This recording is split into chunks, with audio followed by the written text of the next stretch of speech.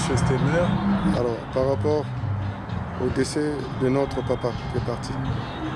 Oui, donc je voulais aussi déjà dire merci à tous ceux qui nous ont suivis aujourd'hui pour la veillée de papa qui se trouve actuellement à Ris-Orangis dans le 91 à Paris. Aujourd'hui, papa est décédé le 15 février. Aujourd'hui, nous organisons la deuxième veillée et la deuxième et la dernière veillée. Et le vendredi prochain, ça serait la levée de corps à l'hôpital de Villeneuve-Saint-Georges à partir de 14h. Donc aujourd'hui, nous pouvons dire pour les amis, pour les voisins, pour la famille, c'est le dernier jour de la veillée. Donc nous allons nous préparer dans la semaine pour sortir le corps de papa qui va prendre ensuite la direction de Roissy-Charles de Gaulle pour aller à Brazzaville. Vraiment, nous demandons à tous les amis, à toute la famille, à tous ses amis, à tous ses voisins, si ils ont prévu des témoignages. Monsieur Stemmer qui est avec nous, qui couvre cette cérémonie, pourra recueillir les témoignages de tout un chacun. Merci, merci. Que le Seigneur nous conduit pour la suite de tout ce que nous allons faire jusqu'à Brazzaville. Nous demandons que ça soit sur le contrôle de l'Éternel. Amen. Merci, merci, monsieur Arsène. Merci.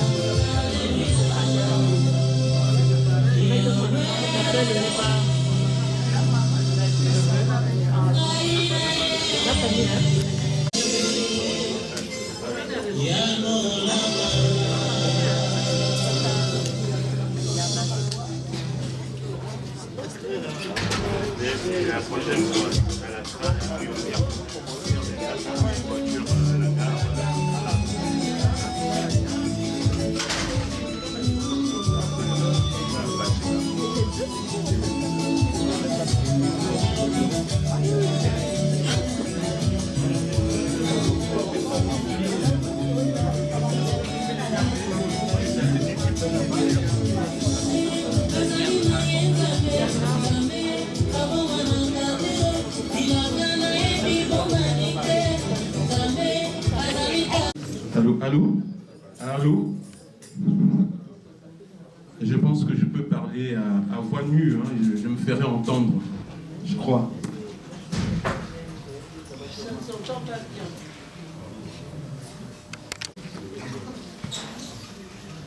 Mesdames et messieurs, chers frères et sœurs, bonsoir. Bonsoir. Au nom des familles Mbanzou et Oumba, je me permets de prendre la parole ce soir pour vous remercier les uns les autres, les unes les autres, d'être venus ce soir nous soutenir en ces instants si difficiles, la disparition d'un baobab de la famille, un grand homme, M. Mbanzou Maurice. Et en pareille circonstance, lorsqu'on reçoit des frères et des sœurs qui viennent vous soutenir, cela veut dire qu'ils vous portent. Et donc, en entendant l'office religieux qui sera conduit par les salutistes ici présents que je salue, merci d'être venus. En attendant ce moment, nous allons donc pouvoir demander aux femmes et même les hommes d'essayer de se mouvoir un tout petit peu pour apporter un peu de mouvement, parce que c'est vrai que c'est un moment de recueillement, mais c'est aussi bien lorsque on peut mettre un peu d'éveil pour que nous puissions tenir le plus longtemps possible. Donc encore une fois, en tout cas, merci d'être venus. Nous sommes très très ravis, très heureux, et la soirée est encore longue. Je vais m'économiser parce qu'il y a beaucoup de pas dire à propos de ce grand homme que fut M. Mbanzou Maurice. Et donc je vais demander naturellement au DJ de reprendre la main pour donc arroser cette soirée. Et les dames, s'il vous plaît, prenez la piste pour mettre un peu de mouvement. Merci.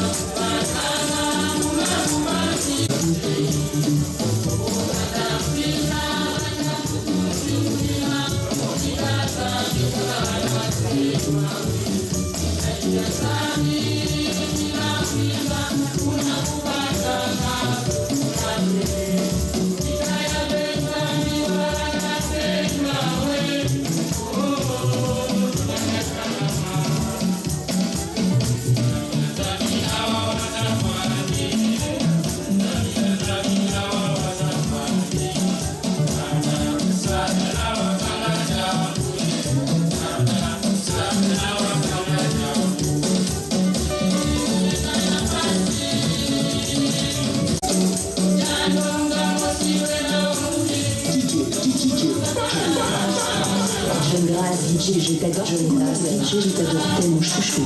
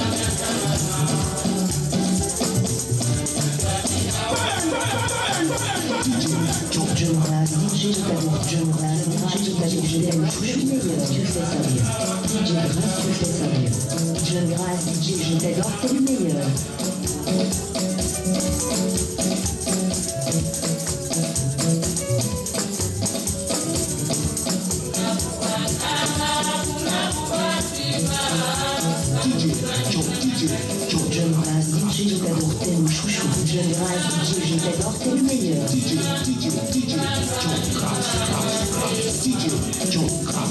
John Brass, DJ, je t'adore, t'es le meilleur.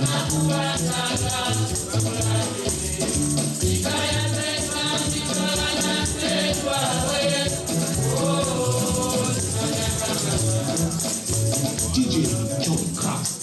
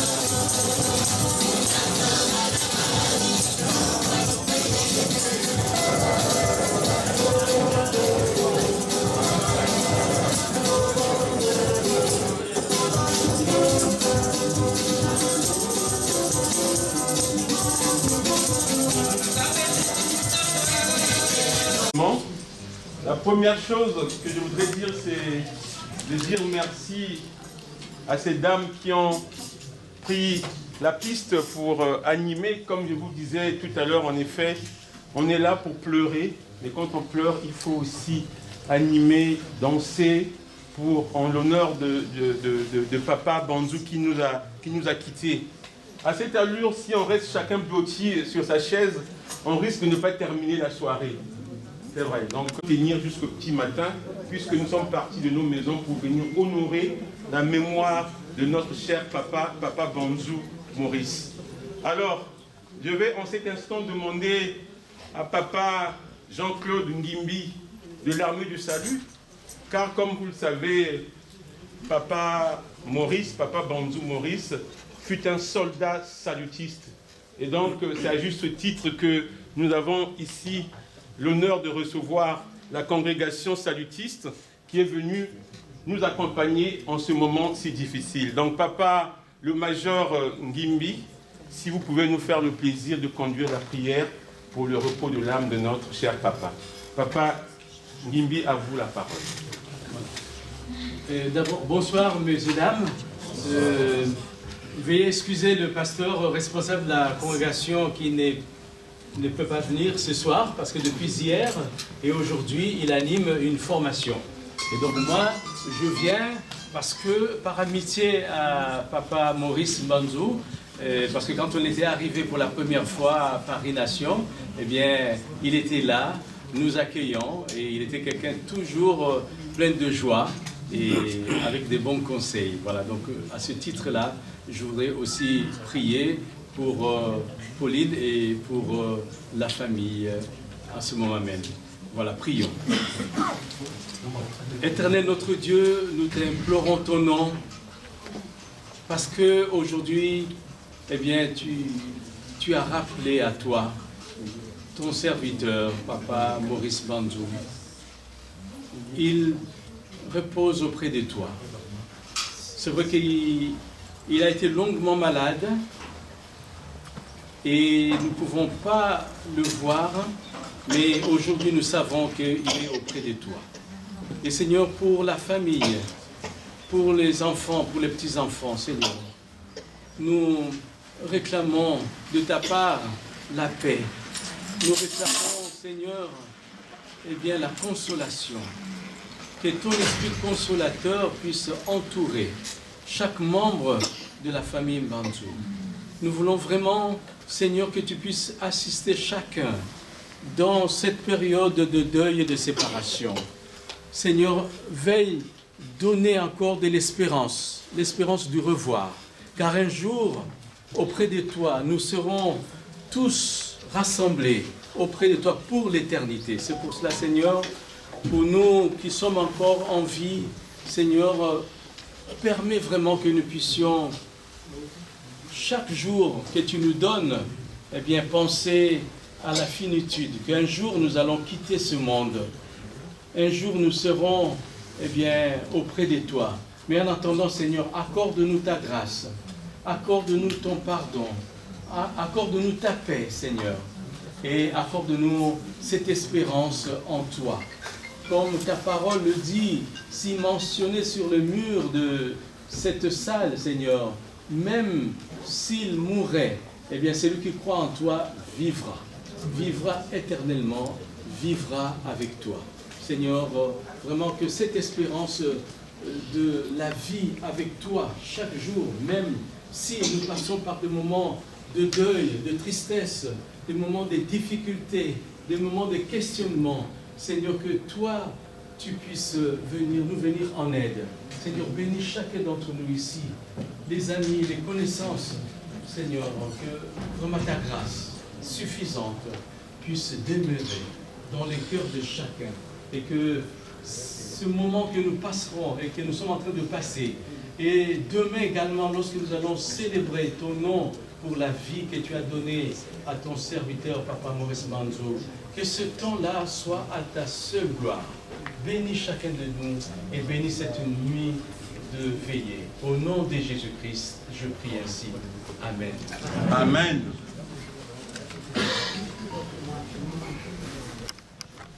Merci, Papa Major, pour cette prière. Comme nous l'avons annoncé, nous sommes là pour honorer la mémoire de notre papa Mbanzou Maurice. Eh bien, chers frères et sœurs, le malheur ne vient jamais seul. Et c'est ainsi que je vais profiter de cet instant pour vous annoncer que la famille a aussi perdu un neveu. Le neveu du défunt, Rufin Mafuta, qui nous a quittés à Pointe-Noire le 25 février de ce mois-ci. Vous voyez que nous sommes doublement éprouvés et donc votre présence ici, bien réconforte, nous est très très utile. Voilà. Donc, de ce pas, je vais inviter un membre de la famille qui voudrait bien faire un témoignage pour papa Mbanzou. Est-ce qu'il y a un membre de la famille qui voudrait faire un témoignage? Parce que je pense que bien souvent, nous oublions de le faire, mais je pense que c'est un moment important, évoquer le nom du défunt pour honorer sa mémoire. s'il y a peut-être quelqu'un ici dans la salle qui, surtout un membre de la famille d'abord, qui voudrait faire un témoignage en honneur, donc en hommage à notre papa Banzou Maurice qui nous a quittés. Entendons que les membres de la famille s'inspirent pour nous revenir par la suite. Papa Banzou Chauvelin Arsène, est-ce que tu voudrais bien dire quelque chose pour papa, toi qui as été si proche de papa, toi qui as vécu intimement ces derniers moments de la vie, si tu te sens inspiré pour prendre la parole, tu es bien sûr le bienvenu. Je sais que ce n'est pas facile, papa Arsène. Prends ton courage à deux mains pour sortir tout ce que tu as dans ton cœur pour papa. Merci de m'avoir accordé la parole. En prie. J'allais déjà dire merci encore aux amis, aux frères, à la famille, à tout ce monde ici qui sont partis de chez eux. Il y a d'autres qui ont pris des TGV, qui viennent de Tours, il y a d'autres qui viennent d'Angers, il y a d'autres qui viennent d'Orléans. Merci encore pour ce soutien. Je voulais juste témoigner parce que papa, c'était un homme, un grand homme. Nous, on l'appelait le King. Et il y a d'autres qui l'appelaient le patriarche. Mais nous avons vécu, depuis le mois de février dernier, quand il a perdu son frère, le papa Kazi Etienne, à Abidjan, papa n'était plus bien. Il s'alimentait peu. Parce qu'il avait perdu son frère. On essayait de notre mieux pour essayer de le reconforter, mais c'était plus fort que lui. Parce qu'il lui restait que ce petit frère, papa Kazi Etienne. Depuis le mois de février dernier, c'était des rechutes, maison, hôpital. Et vers le mois d'octobre, il a quand même fait un long séjour à l'hôpital de Villeneuve-Saint-Georges. Donc il a fait un séjour au moins de 3 mois. Et ça s'est compliqué un peu parce qu'il était tout le temps alité. Donc il a eu des escapes. Et nous avons demandé à l'hôpital si c'était possible de le sortir. Ils ont dit c'est votre volonté. Si vous voulez le sortir, vous le sortez pour la maison. Mais nous, on avait jugé le transférer à Dupuytren, à Dravel. On l'a transféré malgré le service gériatrique de Villeneuve-Saint-Georges qui ne voulait pas. On a insisté et on l'a transféré à Dupuytren, à Dravel. De Dupuytren, il est arrivé à Dupuytren vers le mois de décembre. Il est resté à Dupuytren pendant 2 mois. Et le personnel était magnifique. Ils ont lutté jusqu'à le soigner pour tous ces escarres qu'il avait. Donc il n'avait plus d'escarres. Et nous, on commençait à avoir un peu d'espoir, parce qu'on se disait c'était peut-être aussi les escarres qui l'embêtaient. Il commençait à reprendre un peu son autonomie. Et nous avons demandé au service, est-ce que c'est possible qu'il reprenne la rééducation? Le service nous a dit, on peut lui faire une rééducation, mais que sur son fauteuil. Donc, on a dit, ok, si c'est possible, on peut faire une rééducation en fauteuil. Donc, il faut prévoir très rapidement sa sortie pour qu'il puisse être pour qu'il puisse être suivi par un kiné à domicile. Et c'est ce que nous avons fait. Nous avons commandé un matelas anti-escale à air, un lit médicalisé avec matelas anti-escale, un fauteuil, un lève-malade. Nous avons aménagé une chambre chez lui au domicile. Et il est reparti à la maison. Il a fait à peine 2 semaines à la maison. Voilà, il a fait un AVC. Et c'est cet AVC qui l'a emmené. Et aujourd'hui, si on pleure, c'est parce que il y a eu ces épisodes